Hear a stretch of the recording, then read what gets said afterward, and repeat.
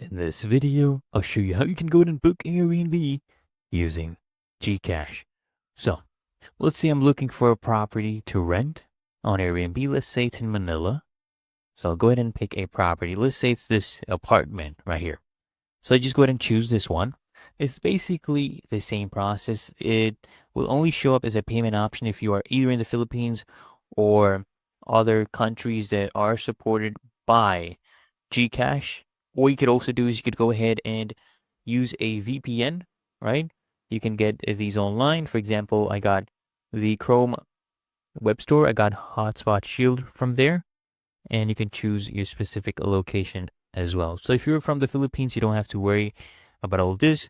Just go ahead and scroll down, and then you'll come right here. You just want to go ahead and click on this drop down. As you can see, we have payment options: Visa, Google Pay, MasterCard, and a GCash. So click on this drop down, and then you just want to go ahead and select GCash, and then just add your GCash details, and then just come all the way down here and click on confirm and pay.